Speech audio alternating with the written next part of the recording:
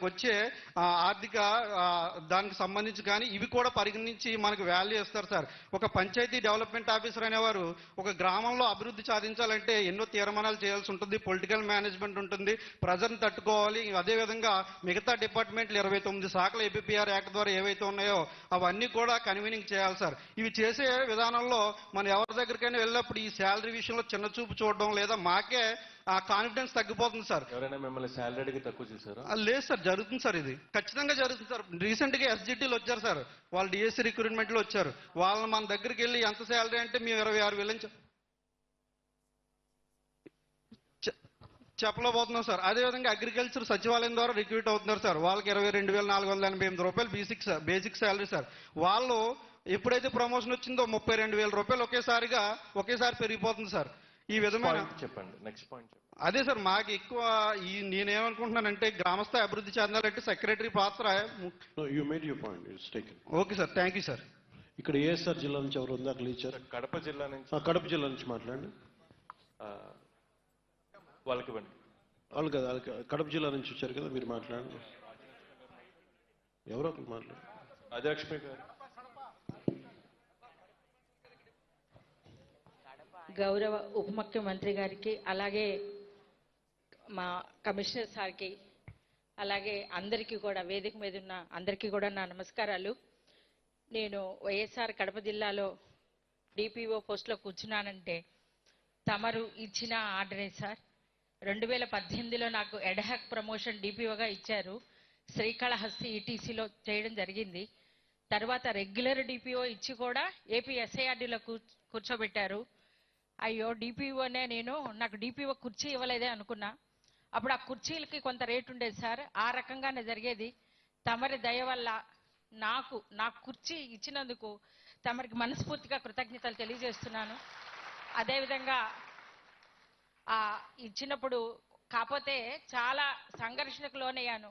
ఎందుకంటే కడప అంటే బాంబులు వేస్తారు, లేకుంటే కడప అంటే చాలా యుద్ధం చేయాలి, నువ్వు పోయి జాయిన్ అవ్వద్దనే చెప్పారు అందరూ.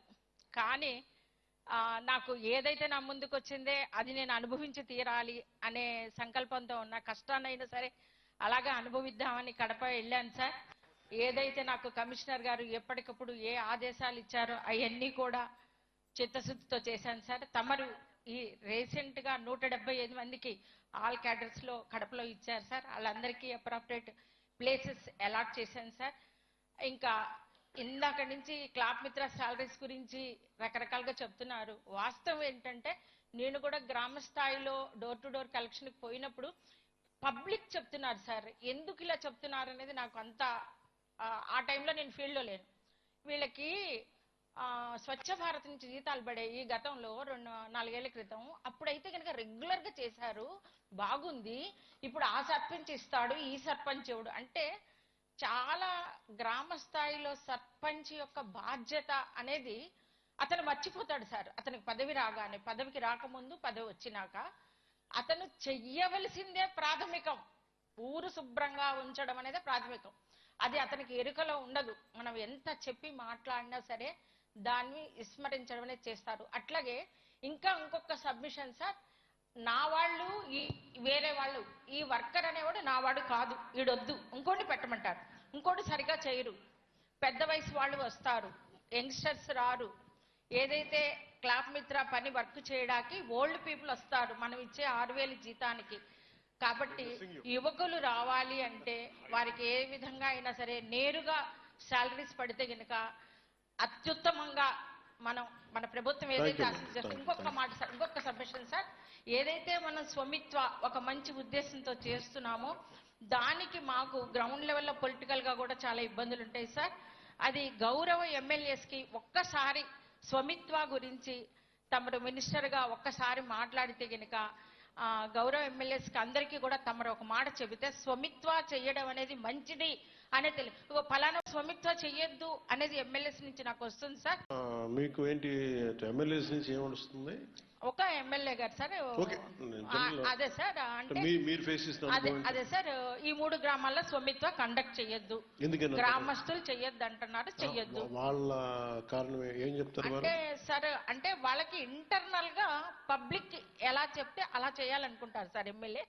పబ్లిక్ అంటే ఆయన ఇది నేను మాట్లాడుతుంది దానికి ఒక జనరల్ డైరెక్షన్ ఒకటి ఇస్తాం ఇంకా ఒక అంతే అదే కదా సార్ అంటే అదే సార్ ఎమ్మెల్యే ఇప్పుడు మీరు చెప్పింది థ్యాంక్ యూ అదొక విషయం స్వమిత్వ గురించి గ్రౌండ్ లెవెల్ కి వెళ్ళాలి సార్ Sure. తమరు పదవిలోకి రాగానే పెట్టిన మొట్టమొదటి సంతకం మా Sure. Promotion Thank file sir అందుకు మాత్రం ఇంకొకసారి తమరికి ధన్యవాదాలు తెలుసు థ్యాంక్ యూ సార్ ఒకటి ఇది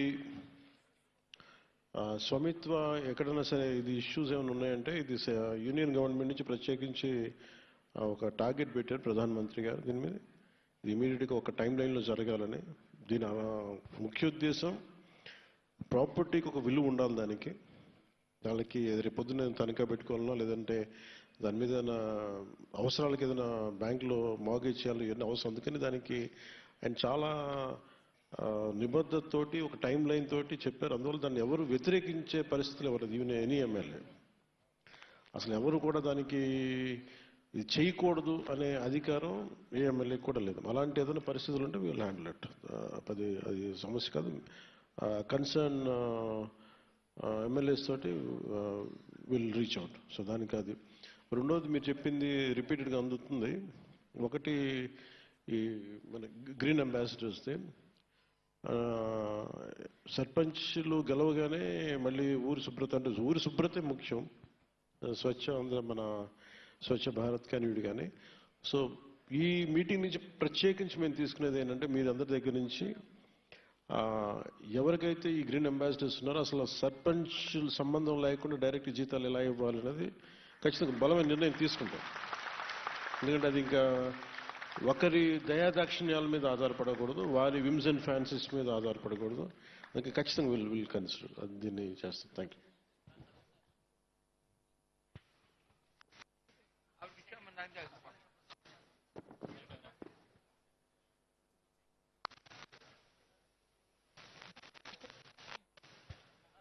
మన్యం నుంచి రిప్రజెంటేటివ్స్ ఎవరైనా ఉన్నారా మన్యం మన్యం మన్యం నుంచి ఒక్క నిమిషం మన్యమా మన్యం సార్ అక్కడ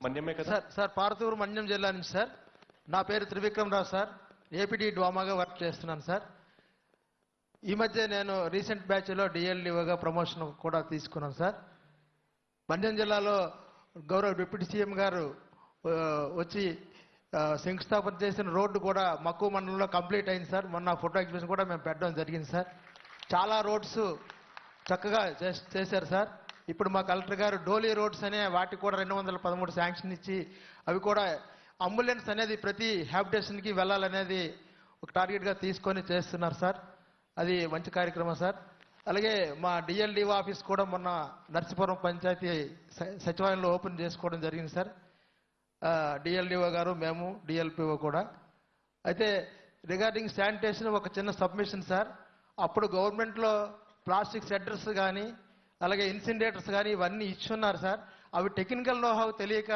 అవన్నీ కూడా మూలపడి ఉన్నాయి ఇప్పుడు మనం ప్లాస్టిక్ అగ్రిగేషన్ బదులుగా ముందు ప్లాస్టిక్ని షెడ్ చేయడానికి వీలుంత వరకు ఒక మెకానిజం తీసుకుంటే మండల లెవెల్లో ప్రతి ఒక హెడ్ క్వార్టర్లో ఒక ప్లాస్టిక్ షెడ్ అనేది ఉంది సార్ దాన్ని ఆపరేట్ చేయగలిగితే కొంతవరకు అక్కడ రీయూజ్ అంటే రీసైక్లింగ్ చేయడానికి అవకాశం ఉంటుంది సార్ పల్లెటూరులో అందుకే మేజర్ పెద్దగా మనం అక్కడ రీసైక్లింగ్ అది చేయలేము కాబట్టి అది ఒక సబ్మిషన్ సార్